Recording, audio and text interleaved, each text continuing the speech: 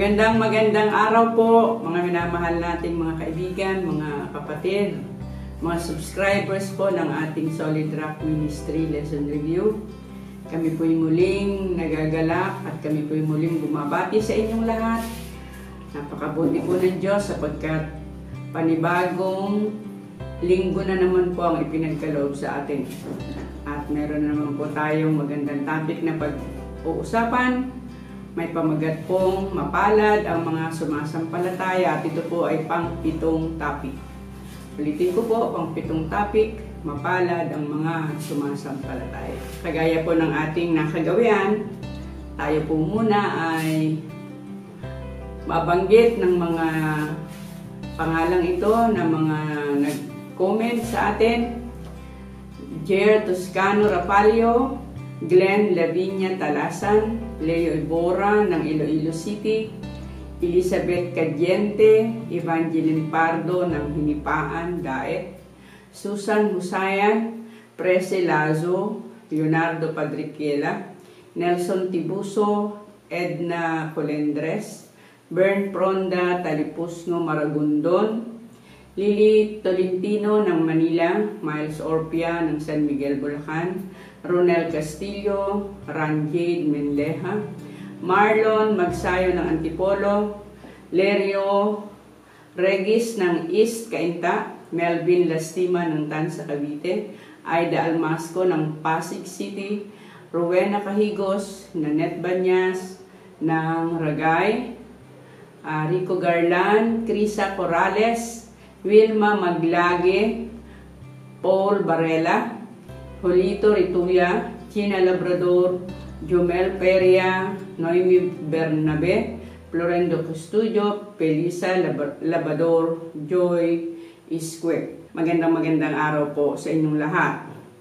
Ngayon po, kagaya ng aking nabanggit kanina, tayo po nasa ikaputong topic na mapalad ang mga sumasampalataya. Tayo po muna hihingi ng tulong ng ating Panginoon. Tayo po manalangin. O Diyos ka po makapangyarihan sa lahat. Muli po, pinupuri namin ang inyong banal na pangalan. Salamat po sa pagkakaloob na muli sa amin ng pagkakataon na muling magkausap-usap para po dito sa Solid Rock Ministry Lesson Review. Maraming salamat po sa mga kapatid, sa mga kaibigan na nagbibigay po ng pansin sa araling ito. At sana po patuloy kaming gabayan, lalo na po sa talakayan namin sa araw na ito. Ipagpatawad po nawa Ama ang aming pong pagkukulang, ang aming mga pagkakasala, sa pangalan po ng aming Panginoong Hesus. Amen. Ang ating pong talatang sa uluhin ay makikita natin sa Juan 20:29. Sinabi sa kanya ni Jesus, sapagkat ako'y nakita mo ay sumampalataya ka, mapalad yaong hindi nangakakita, at gayoy may nagsisampalataya. Sa aklat ni Juan, kanyang binanggit ang iba't ibang tao, iba't ibang lipi, iba't ibang pinagmulan na nagpatotoo kung sino si Kristo. May nagsabi, ikaw ang Kristo, siya ay isang propeta, siya ay kordero ng Diyos. Nasumpungan namin ang Mesiyas, nasumpungan namin niya ang isinulat ni Moses. Rabi, ikaw ang anak ng Diyos, ikaw ang hari. Maaari bang ito na ang Mesiyas at marami pang iba? Titingnan natin ngayon sino-sino nga ba ang ilan sa mga ito at bakit sila nagpatotoo ng ganito. Ang ating pong mga katanungan na pag-uusapan ngayon, number 1, ano ang pananampalataya at ano ang kahalagahan nito? Number 2, ano ang nagiging bunga ng tunay na pananampalataya? Number 3, papaano nagpahayag ng pananampalataya si Pilato? Nananampalataya nga ba? Pang-4, papaanong muli ay ipinakilala ang tunay na pananampalataya sa karanasan ng mga alagad kasama si Tomas? At pang-5, meron ba tayong higit na dahilan upang manampalataya ng higit kaysa unang mga alagad? Balikan po natin ang pangunang tanong, ano ang pananampalataya at ano ang kahalagahan nito? Okay, sige po, atin pong titingnan ang sinasabi ng banal na kasulatan. Tingnan po natin diyan sa aklat ni Juan sa talatang ikawalo, sa kapitulong ikawalo at talatang 56. Ano po ang sinasabi? Nagalak ang inyong amang si Abraham na makita ang aking araw at nakita niya at natuwa. Ayan. Sabi ng Panginoon, nakita ni Abraham yung kanyang araw at natuwa. Ang mga Hudyo ay nagsasabi, paano nangyari ito na nakita ni Abraham na wala ka pang 50 taong gulang ang wika nila. So titingnan po natin sapagkat ating pong unawain na si Abraham ang tinatawag na ama ng pananampalataya. Ano nga ba ang pananampalataya ni Abraham? Paano ito pinapakita? Tingnan natin sa Genesis 22. At sinabi ni Abraham sa kanyang mga alila, maghintay kayo rito 10 ng asno at ako at ang bata ay paroroon doon at kami sasamba at pagbabalikan namin kayo. At kinuha ni Abraham ang kahoy ng handog na susunugin at ipinasan kay Isaac na kanyang anak at dinala sa kanyang kamay ang apoy at ang sundang at sila'y kapwa yumaong magkasama. At nagsalita si Isaac kay Abraham na kanyang ama at sinabi, Ama ko. At kanyang sinabi, narito ako, anak ko. At sinabi, narito ang apoy at kahoy, ngunit saan naroon ang korderong pinakahandog na susunugin. At sinabi ni Abraham, Diyos ang maghahanda ng korderong pinakahandog na susunugin. Anak ko, ano pat sila'y kapwa, yumaong magkasama. At sila'y dumating sa dakong sa kanya'y sinabi ng Diyos. At nagtayo si Abraham doon ng isang dambana at inayos ang kahoy at tinalian si Isaac na kanyang anak. At inilagay sa ibabaw ng dambana, sa ibabaw ng kahoy. So, makikita po ninyo, no? Si Abraham, ang sabi niya doon sa kanyang mga alipin, dumito lamang kayo sapagat ako at ang aking anak ay pupunta roon sa unahan at kami babalik. Pagbabalikan namin kayo. Hindi niya sinabing ako'y babalik. Bagamat sinabi na ng Diyos na ihain mo ang iyong bugtong na anak na si Isaac. Subalit kung inyo pong papansinin, sa Kapitulo 17 po kasi ng aklat ng Genesis, ay paulit-ulit na binanggit ng Panginoon kay Abraham na wika, iyong siyang papangalan ng Isaac sapagkat papalain ko ang lahat ng tao sa pamamagitan niya pagkamatay niya.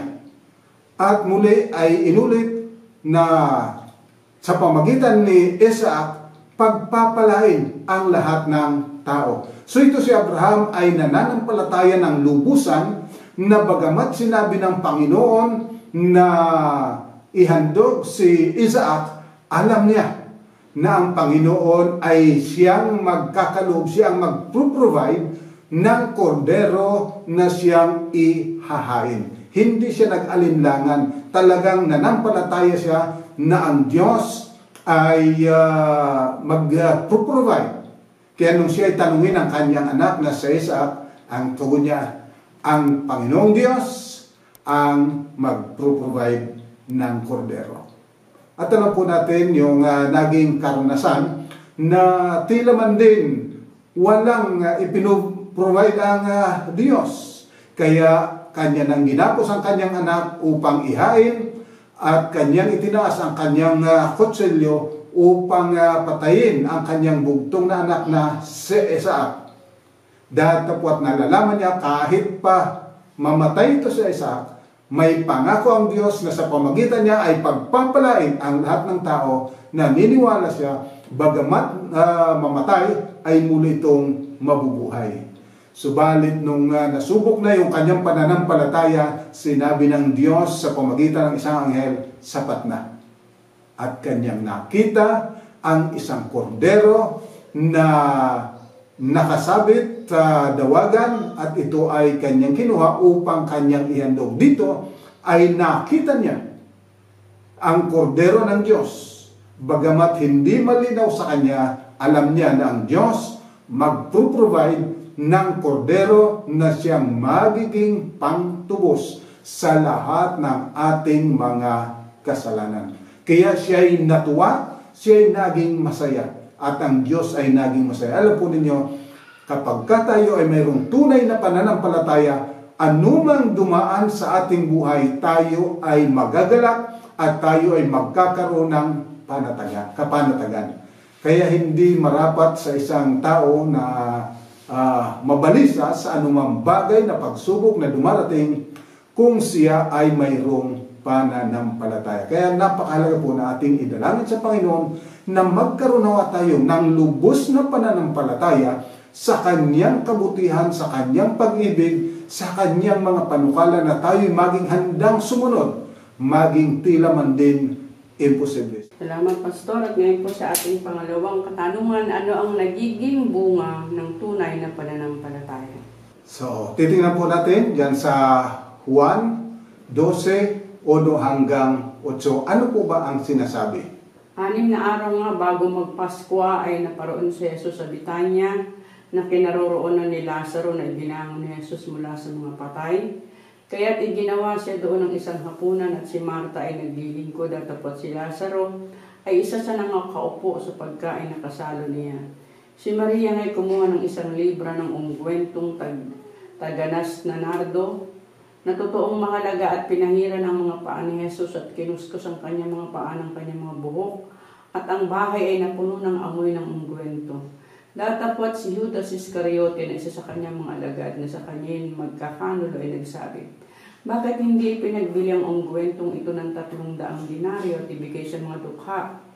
Ito'y sinabi ng nga niya hindi sapagkat ipinagmalasakit niya ang mga dukha, kundi sapagkat siya'y magnanakaw. Yamang nasa kanyang supot ay kinukuha niya ang doon ay inilalagay. Sinabi nga ni Jesus, pabayaan ninyong ilaan niya, ito ukol sa araw ng paglilibing sa akin. Sapagkat ang mga dukha ay laging nasa inyo, ngunit ako'y hindi laging nasa inyo. So, narito po, ang ating Panginoon ay pinagbabantaan ang kamatayan matapos na kanyang buhayin mag-uli si Lazarus mula sa mga patay sapagkat napakarami ang sumampalataya sa ating Panginoon. At dito ay hindi natutuwa ang mga Parisiyo, hindi natutuwa ang mga pinunong Hudyo. Kaya nais nilang patayin ang ating Panginoon. Datapwat yung iba naman ay pinagtatangkaan na gawing hari ang ating Panginoon. At ito'y alam ni Maria. At ito si Maria, palibhasang andun ang kanyang pananampalataya sa Panginoon, siya ay naghanda. Anuman ang gawin, siya may patayin o siya man ay gawing hari, handa siya upang maglingkod sa pamagitan ng pagbubuhos ng pabango sa ating Panginoon. So makita po ninyo na ang pananampalataya ay nagbibigay sa tao ng laging kahandaan anuman ang mangyari. Maging ito'y kamatayan o maging ito'y tagumpay, nariyan at parating nakahanda upang maglingkod, magpasalamat sa Panginoon sa lahat ng kabutihan kanyang ginawa. Kagaya nito ni Maria. Ano po? Sapagkat alam po natin ito si Maria Magdalena ay maraming masamang espiritu ang pinalabas ng Panginoon. At higit sa lahat, yung kanyang minamahal na kapatid, binuhay na mag-uli ng Panginoon mula sa mga patay. Kaya ang kanyang pananampalataya, ang kanyang pagtitiwala ay nasa ating Panginoon na ito, gawin mang hari o patayin man, nananatili. Siya ang Panginoon, siya ang Mesiyas na ating tagapagligtas. Kaya siya ay mapanatag at hindi siya nang hinayang na magbigay ng malaking halaga ng pabango, palibhasang natutunan niyang ibigin ang Panginoon because of faith at saka siyempre dahilan sa mga ginawa ng Panginoon sa Kanya. Okay, at ngayon po naman ang ating pangtatlong katanungan, papaano nagpahayag ng pananampalataya si Pilato? Nanampalataya nga ba? Sige, titingnan natin dyan sa Juan 18:38 pagkatapos ay 19:4 hanggang 22. Medyo mahaba po ito ang mga talata, subalit atin pong pakinggan. Sinabi sa kanya ni Pilato, ano ang katotohanan at nang masabi niya ito ay lumabas siyang muli sa mga Hudyo at sa kanila sinabi, wala akong nasumpungang anumang kasalanan sa kanya. 19:4-22. At si Pilato ay lumabas na muli at sa kanila sinabi, narito siya inilabas sa inyo upang inyong matalastas na wala akong nasumpungang anumang kasalanan sa kanya. Lumabas nga si Jesus na may putong na tinik at balabal na kulay ubi. Sa kanila sinabi ni Pilato, narito ang tao. Pagkakita nga sa kanya ng mga pangulong saserdote at ng mga punong kawal, ay sila'y nagsigawan na sinasabi, Ipako siya sa krus, ipako siya sa krus. Sinabi sa kanila ni Pilato, kunin niyo siya at ipako niyo siya sa krus sapagkat ako'y walang nasumpungang kasalanan sa kanya. Nagsisagot sa kanya mga Hudyo, kami mayroong isang kautusan at ayon sa kautusan niya ay nararapat siyang mamatay sapagkat siya'y nagpapanggap na anak ng Diyos. Pagkarinig nga ni Pilato ng salitang ito ay lalong sinidlan siya ng takot. At siya'y muling pumasok sa pretoryo at sinabi kay Jesus, taga saan ka? Ngunit hindi siya sinagot ni Jesus. Sinabi nga sa kanya ni Pilato, sa akin ay hindi ka nagsasalita. Hindi mo baga nalalaman na ako'y may kapangyarihan sa iyo magpawala at may kapangyarihan sa iyo magpapako sa krus. Sumagot si Jesus sa kanya, anumang kapangyarihan na hindi ka magkakaroon laban sa akin, malibang ito ibinigay sa iyo mula sa itaas. Kaya't ang nagdala sa iyo sa akin ay may lalong malaking kasalanan. Dahil dito'y pinagsikapan ni Pilato na siya'y pawalan, ngunit ang mga Hudyo ay nagsisigawan na nagsasabi, kung pawalan mo ang taong ito ay hindi ka kaibigan ni Cesar. Ang bawat isang nagpapanggap na hari ay nagsasalita ng laban kay Cesar. Nang marinig nga ni Pilato ang salitang ito ay inilabas niya si Jesus at siya'y naupo sa hukuman sa dakong tinatawag na pabimento, datapot sa Hebreo ay Gabata. Noon nga'y paghahanda ng Pasko at nooy mag-iika-6 ng oras, sinabi niya sa mga Hudyo, narito ang inyong hari. Sila nga'y nagsigawan, alisin siya, ipako siya sa krus. Sinabi sa kanila ni Pilato, ipapako ko baga sa krus ang inyong hari? Nagsisagot ang mga pangulong saserdote, wala kaming hari kundi si Cesar. Nang magkagayon nga'y binigay siya sa kanila upang maipako sa krus. Kinuha nga nila si Jesus at sila'y lumabas. Napasa niya ang krus hanggang sa dakong tinatawag na dako ng bungo. Sa wikang Hebreo ay tinatawag na Golgota. Na do'y ipinako nila siya sa krus at kasama niya ang dalawa pa. Isa sa bawat tagiliran at si Jesus ay sa gitna. At sumulat din naman si Pilato ng isang pamagat at inilagay sa ulunan ng krus at ang nasusulat ay Jesus na taga Nazaret at hari ng mga Hudyo. Marami nga sa mga Hudyo ang nakabasa ng pamagat na ito sapagkat ang dakong pinagpakuan kay Jesus ay malapit sa bayan at ito'y nasusulat sa Hebreo at sa Latin at sa Grego. Sinabi nga kay Pilato ng mga pangulong saserdote ng mga Hudyo, huwag mong isulat ang hari ng mga Hudyo, kundi ang kanyang sinabi, hari ako ng mga Hudyo. Sumagot si Pilato, ang naisulat ko ay naisulat ko. So mga minamahal, una ang sabi ni Pilato, wala akong makitang kasalanan sa kanya. At dahil nandito na naniniwala siya ng Panginoon ay dalisay at walang kasalanan, nilagyan niya ng koronang tinig ang ating Panginoon at ihinarap sa kanila na inaasahan niya na ang tao ay mahabag sa kanya. Datapwat sa halip ng mahabag ay lalo pang nagsigawan na ang wika, ipako siya sa krus, ipako siya sa krus. Ang sabi ni Pilato, akin bang ipapako ang inyong hari?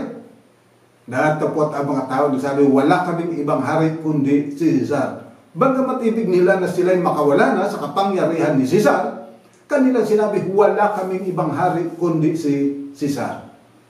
At dahilan dito, muling naupo si Pilato at pinagsusumikapan na talagang ang ating Panginoon ay iligtas.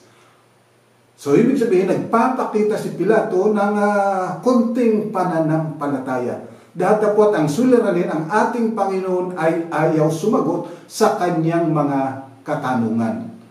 Kaya lalo namang nabagabag itong si Pilato. Kaya lang, ang iniisip niya, yung kanya namang posisyon. Alam mo, yun na napakahalaga ng posisyon na baka siya isumbong ng mga Hudyo na siya ay kalaban ni Cesar. Kaya pinahintulot na ito ay ipako sa krus, datapwat nilagyan niya ng karatula sa itaas ng wika niya, si Jesucristong Nazareno, ito ang hari ng mga Hudyo. Nagprotesta ang mga Parisiyo, datapwat sinabi ni Pilato, ang nasulat ko ay nasulat na. Ibig sabihin, si Pilato maliwanag sa kanya ng ating Panginoon, siya yung sinasabing magiging hari ng mga Hudyo. Mamatay man siya o anuman, datapwat isang katotohanan, Ito yung sinasabi sa banal na kasulatan na hari ng mga Hudyo. Kung paanong uri ng pagkahari, hindi maunawaan ni Pilato, subalit siya ay lubusang naniniwala. Kaya hindi mapabago yung kanyang inilagay na ang wika ay sabihin mong ito yung nagsasabing siya ay hari. Sabi ni Pilato, ang nasulat ko, nasulat na. Ibig sabihin, yan ang aking pananampalataya. Papaanong muli ay ipinakilala ang tunay na pananampalataya sa karanasan ng mga alagad kasama si Tomas? Sige po, ating titingnan sa Juan 20:19 hanggang 31. Ano po ba ang sinasabi? Nang kapanahunan nga, ng araw na yaon, na unang araw ng Sanlinggo at nang pipinid ang mga pintong pinaroroonan ng mga alagad dahil sa katakutan sa mga Hudyo, ay dumating si Jesus at tumayo sa gitna nila at sa kanila sinabi, kapayapaan ang sumainyo. At nang masabi niya ito, ay kanyang ipinakita sa kanila ang kanyang mga kamay at ang kanyang tagiliran. Ang mga alagad ngayon nangagagalak nang makita nila ang Panginoon. Sinabi niyang muli sa kanila ni Jesus, kapayapaan ang sumainyo, kung paanong pagkasugo sa akin ng Ama ay gayon din naman sinusugo ko kayo. At nang masabi niya ito, sila'y hiningahan niya. At sa kanila'y sinabi, tatanggapin ninyo ang Espiritu Santo. Sino mang inyong patawarin ng mga kasalanan, ay ipinatatawad sa kanila. Sino mang hindi patawarin ng mga kasalanan, ay hindi ipinatatawad.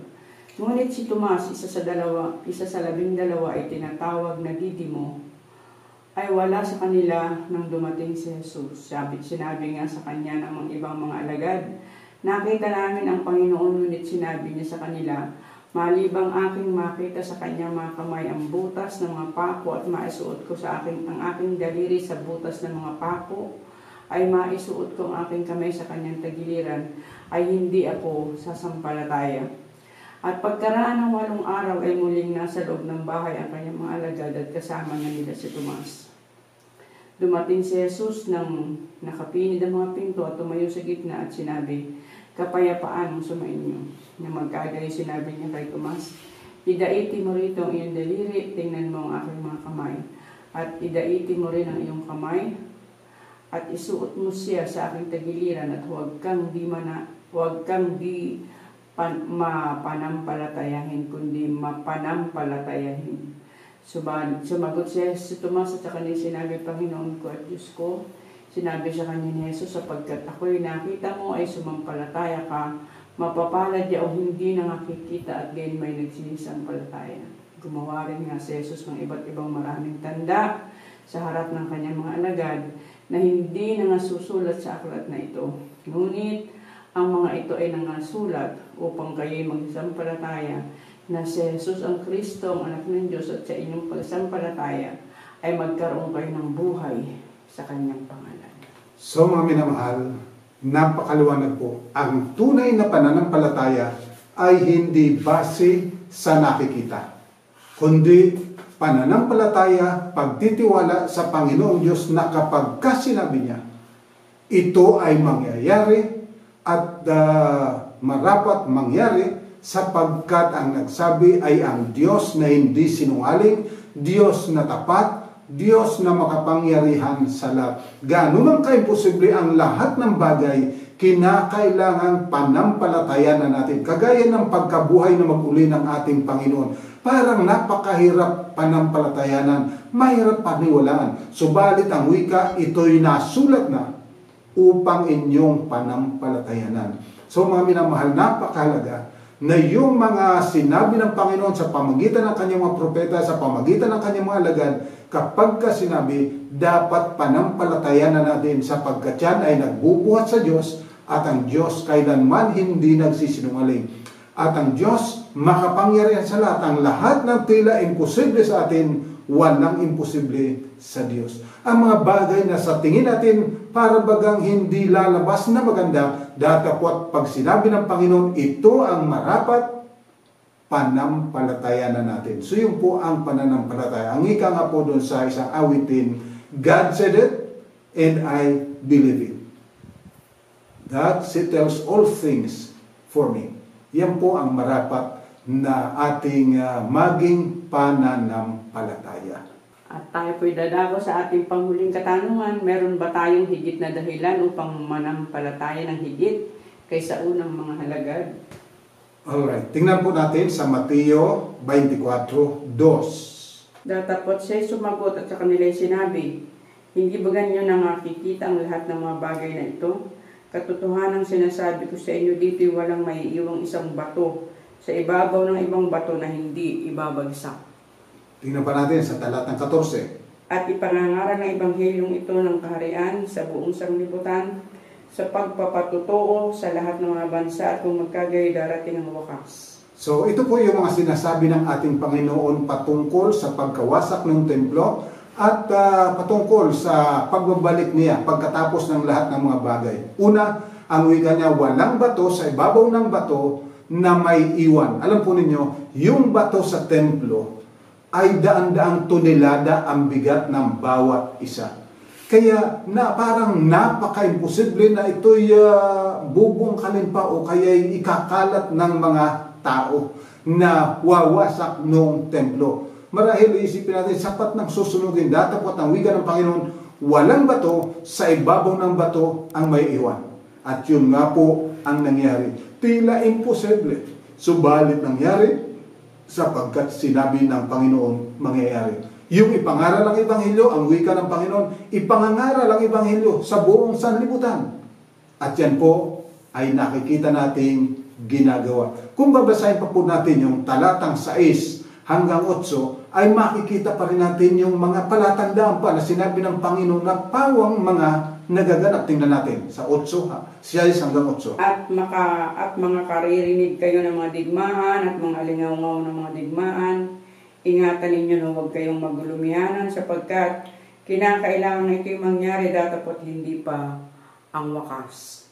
Sapagkat magsisitindig ang bansa laban sa bansa at ang kaharian laban sa kaharian at magkakagutom at lilindol sa iba't ibang dako datapwat ang lahat ng mga bagay na ito ay siyang pasimula ng kahirapan. So, makikita po ninyo, no? Lahat, mga digmaan, mga lindol, mangyayari ito. Ang kahirapan, mangyayari. Sa panahon po natin ngayon, andyan na naman ang mga digmaan. Digmaan ng Russia at ng Ukraine, ang Israel, ang Iran, ang mga Hezbollah, at marami pang ibang mga digmaan na nangyayari. Ito ang wika ng Panginoon, mangyayari sa lahat. Subalit, tanda po ninyo, ang pinakahuli talagang palatandaan na sinabi ng Panginoon na mangyayari ay masusumpungan natin sa aklat ng Lucas, Kapitulo 21, 25 hanggang 32. Ating pong titingnan.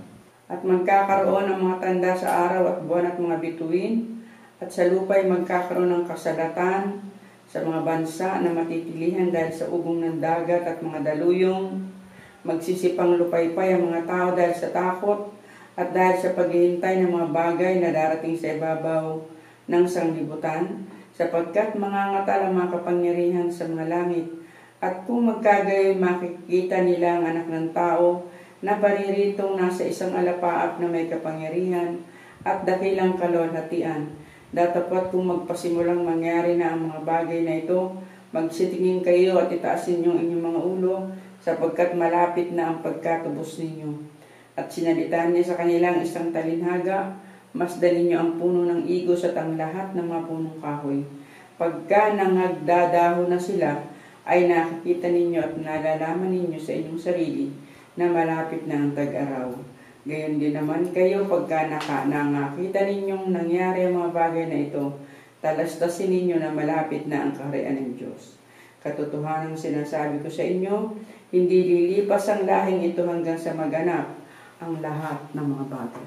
So, sinasabi po rito na sa huling kapanahunan, magkikilos ang kapangyarihan sa kalangitan at magkakaroon ng pagkatakot ang mga tao sa daluyong ng baha.